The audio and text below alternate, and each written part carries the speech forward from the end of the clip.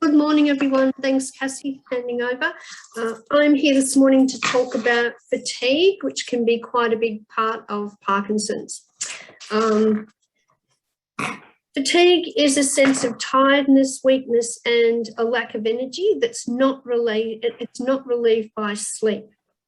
It's a common frustrating issue affecting people with Parkinson's. It varies from person to person. It can feel both physical and emotional. Fatigue can interfere with work, home, and social connections.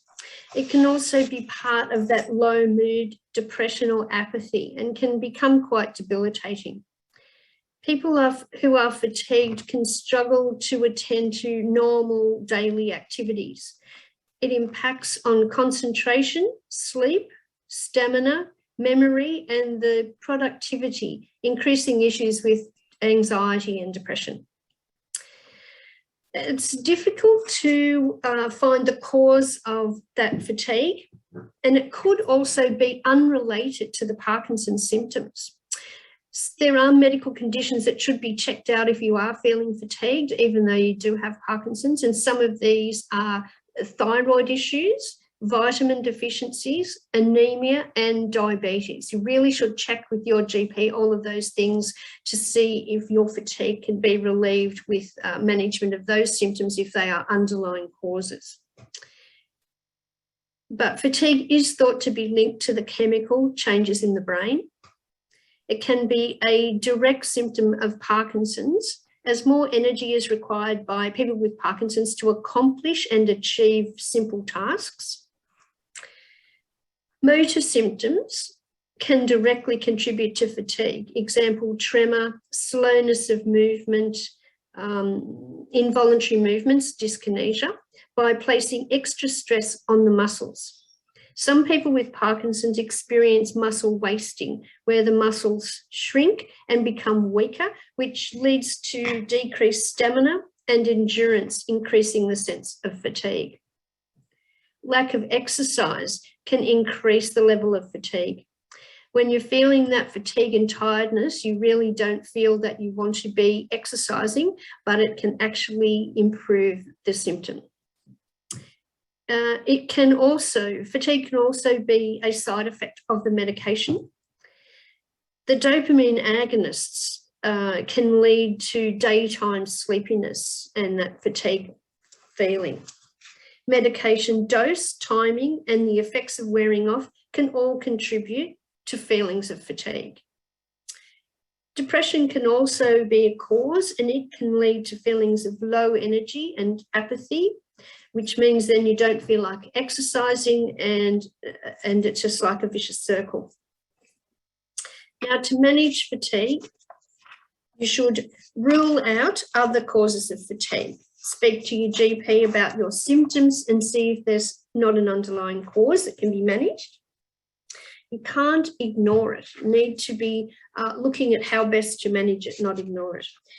If you can treat sleep issues like sleep apnea and insomnia, that can help improve things as well. Have a medication review. That's right. Take your medication on time, every time. Exercise regularly, but ensure that the exercise isn't taken later at night in the evening when it's a couple of hours, just less than a couple of hours before bedtime, because it's hard to then settle down and relax to get to sleep. But exercise is so important. It improves your mood and increases your energy levels. It builds stamina and helps to maintain good core strength, which manages other symptoms in walking. Good core strength, beneficial for everybody. You can try having some caffeine-based drinks that can help to give you a little boost, but not so late that it interferes with your nighttime sleep pattern. Reducing alcohol in the evening also can help. Alcohol is known to make you sleepy, but then it reduces your sleep quality. So you might want to just think about that.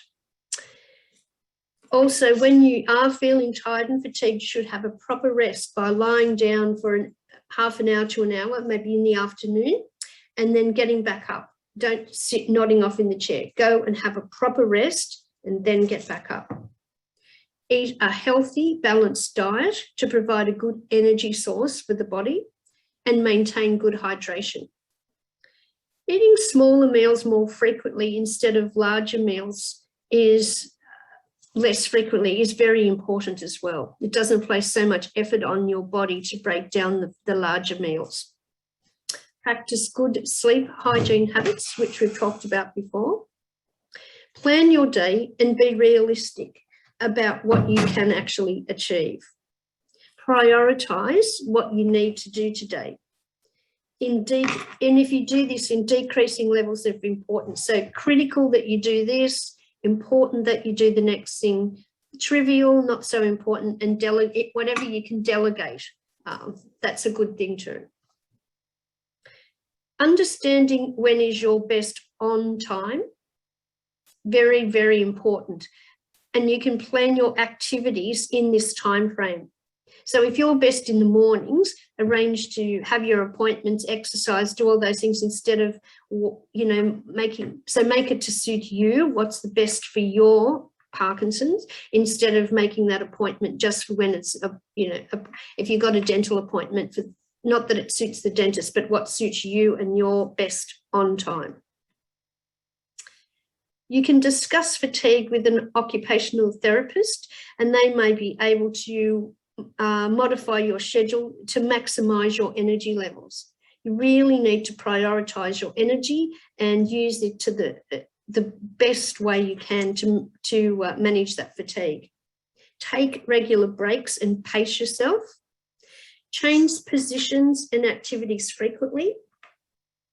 It's very tiring being in the same position, sitting, standing for long periods. And you need to think about giving yourself permission to be satisfied with what you achieve in the day. If you go through your prioritised list, don't get everything done, put it on the list for tomorrow, and that's okay.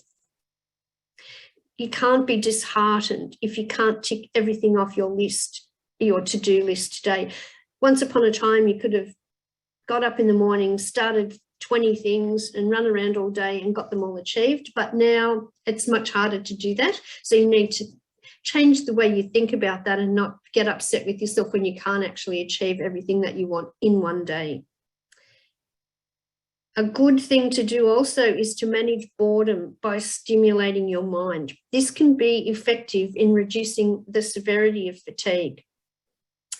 You need to think about and make sure that you're planning. If you're still driving, then you need to be thinking about when's the best time that you can be driving when you're not fatigued. So there's many things you can do. You need to think about each and every day to best manage, but the most important things really is prioritising what you actually need to do, giving yourself permission to not get it all done. Exercising, doing all those basic things well can really help to manage your fatigue levels.